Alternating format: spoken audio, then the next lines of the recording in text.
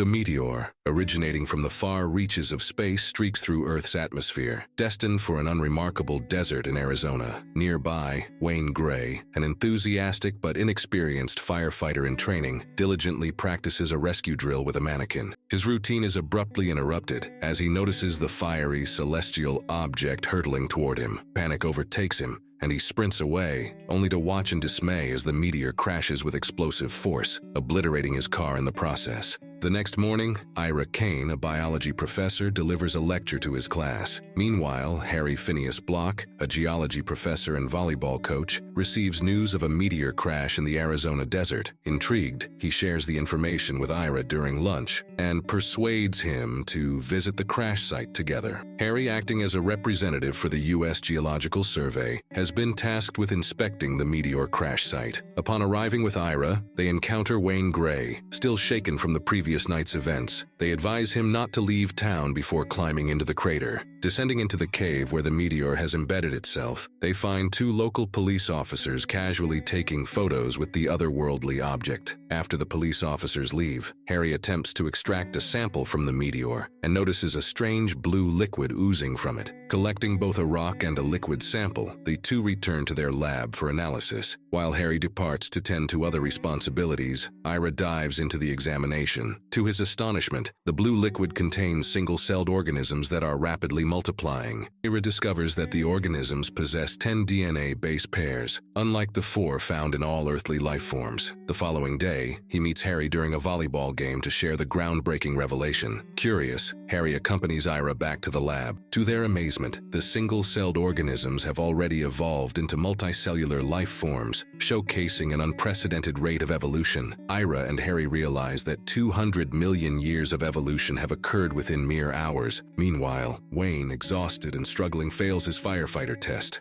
On their next visit to the crash site, Ira brings his biology class along for observation. In the cave, they find the meteor surrounded by mushroom-like growths, with a mysterious mist blanketing the ground, a stark transformation since their last visit. As the group explores the cave, Nadine, one of Ira's students, complains of something moving on her feet. Clearing the mist, Ira uncovers small flatworms writhing across the ground. He picks up one of the worms, only for it to die within seconds of exposure to air. Ira theorizes that these organisms are unable to survive in Earth's oxygen-rich atmosphere. Ira and Harry conclude that the worms require their own unique atmosphere to survive. They capture 2 worms along with some of the mist in a sealed jar for further study. Observing the worms, they note that they reproduce through mitosis. As the worms begin to split and multiply, the samples are taken back to their lab for analysis. Meanwhile, after failing his firefighter test, Wayne starts working as a pool manager. Wayne notices a cluster of worms gathered outside a maintenance room. Curious, he enters to find the worms emerging from a crack in the floor. Investigating further, he discovers a strange aquatic sea creature thriving in the water filter. The following day, when Ira and Harry return to the crash site, they are shocked to find that the army has taken over, restricting access and asserting control over the area. As Ira and Harry approach the site, a soldier recognizes Ira and attempts to confront him aggressively, but is quickly escorted away. They are then introduced to General Russell Woodman, who reveals that he knows Ira from his past work in Army research.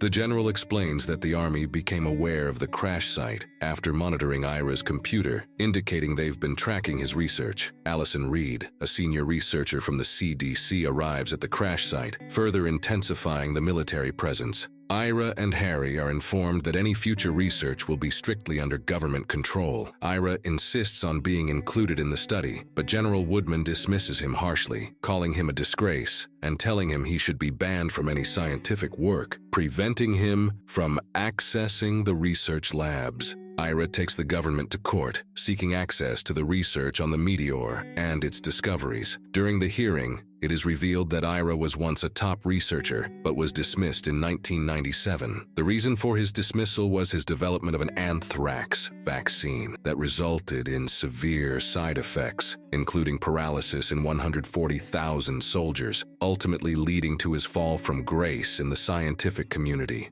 Back at the college, Ira and Harry discover that their lab has been broken into and all their research, samples, and data have been stolen. Frustrated and desperate for answers, they decide to take matters into their own hands. Under the cover of night, they break into the military compound, disguised in stolen military uniforms. Posing as a colonel and a private, they manage to infiltrate the site, hoping to uncover the truth behind the government's involvement. As Ira and Harry make their way deeper into the military compound, they observe two individuals emerging from the cave, carrying a strange creature in a protective enclosure. They both dress in full protective suits and board a lift, heading down into the cave. Once inside, they witness the rapid evolution of the organisms into a complex ecosystem. Among the bizarre creatures, they spot a double-headed alien creature, which is quickly consumed by an even larger, more formidable creature. The discovery deepens the mystery surrounding the meteor's impact and the rapidly evolving life forms. As Harry and Ira explore the cave, Harry accidentally steps on another creature. Almost immediately, smaller insects swarm the body, feeding on it. In an attempt to capture one of the creatures, Harry reaches for it, but a much larger creature swiftly kills the smaller one. Undeterred, Harry tries to break off a piece of the meteor. Meanwhile, Allison discovers that Harry and Ira have trespassed on the site. Allison arrives with two soldiers to stop Ira and Harry from further exploring the cave. As tensions rise, one of the flying creatures attacks, cutting into Harry's protective suit and making its way inside. Ira increases the oxygen level in Harry's suit, hoping to suffocate the fly. However, the creature finds a way inside Harry's body, entering through his rear. Panic ensues and the team rushes Harry to the emergency room. They notice the fly moving beneath his skin, particularly in his leg. In a desperate effort, they manage to redirect the fly back toward his rear and extract it. Meanwhile, at a local country club, Wayne, now working as a server, attends to a party. The club's owner, Barry, opens a champagne bottle on the golf course but inadvertently spills it on himself. He heads to a nearby lake to clean off. As he approaches the water, a large alien creature emerges and begins chasing him. The creature catches up, dragging him back into the lake. His girlfriend, panicked, runs back to the party, screaming in terror. Meanwhile, Ira and Harry return to the college and notice Wayne's car parked outside. They meet up with Wayne inside the college, where he has brought the body of the lake creature with him.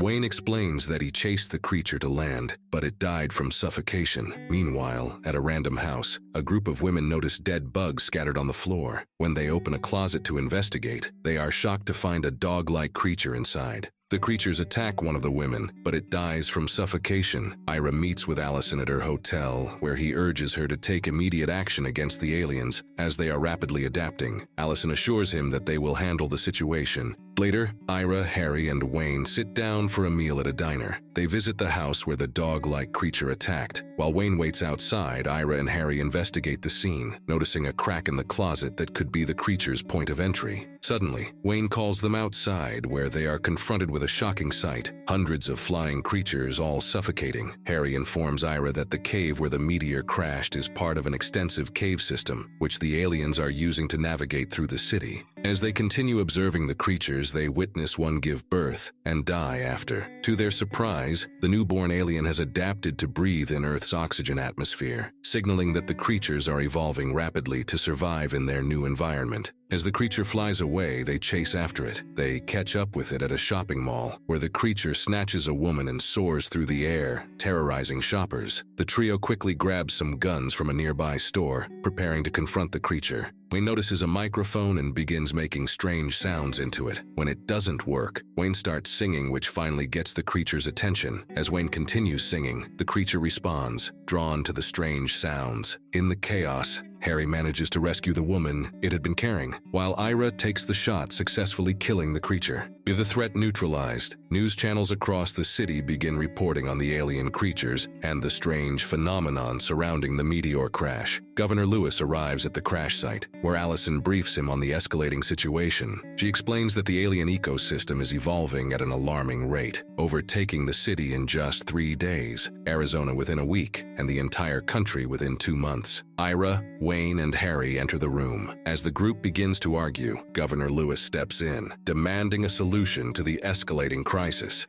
Russell suggests evacuating the area and using napalm to burn the alien organisms. However, before any decision can be made, the organisms in the cave have evolved rapidly into primates. These newly evolved creatures begin to wreak havoc, destroying the cameras. An elevator emerges from the cave, but it's empty. Suddenly, the lights go out. A primal creature leaps from the shadows, attacking and killing several soldiers. However, Wayne manages to shoot it down. Governor Lewis sanctions a napalm attack to eliminate the alien threat. Harry, Ira, Wayne, and Allison leave the military compound. Allison informs Ira that she has secured their research files and the original samples. As the evacuation procedure commences, the entire town begins to clear out, with the military strategically placing explosives to contain the rapidly growing alien threat. Meanwhile, in the lab, Ira and his team study the original material from the meteor. Ira realizes that the original sample hasn't evolved like the others because it had been refrigerated and airlocked,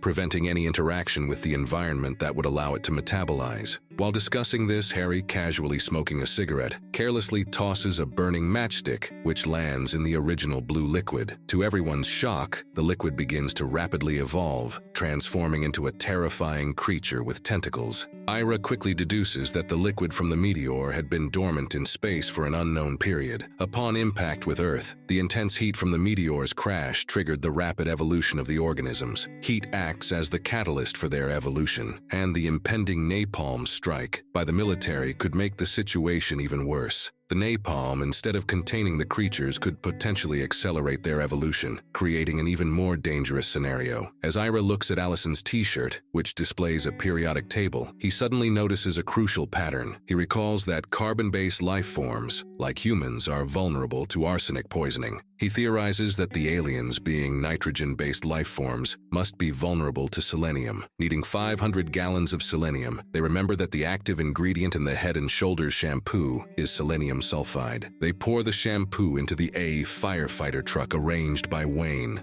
As the team arrives at the crash site, they quickly grab the pipe from the firefighter truck and begin their journey into the cave. Meanwhile, the governor arrives at the military compound, eager to understand what went wrong with the plan. Outside the cave, Wayne prepares the pump. As Ira gives Wayne the signal, explosions erupt around them as Russell has activated the napalm. The alien ecosystem begins to evolve at an accelerated rate, mutating into an enormous creature that begins rampaging through the area. The team sprints to escape the chaos. The giant creature, now fully grown, begins the process of mitosis, preparing to split into two massive beings. The team, unwavering in their belief, drives toward the creature with urgency. As they approach, they notice an orifice beneath the creature's enormous body. They position the truck directly beneath it. Wayne maneuvers the ladder toward the orifice of the creature. Harry grabs a hoe, using it to push the shampoo solution deep into the creature's orifice. As the shampoo, now fully loaded with the selenium poison, enters the creature's system, a sudden violent explosion erupts. The creature disintegrates in a massive burst. The team drives away in the truck. After the giant creature explodes, Ira and Allison share a tender kiss. The governor declares Wayne to be a full firefighter. Harry is honored along with Ira and Allison. However, Ira and Allison slip away, driving off together. Please like and subscribe the channel for more videos like these.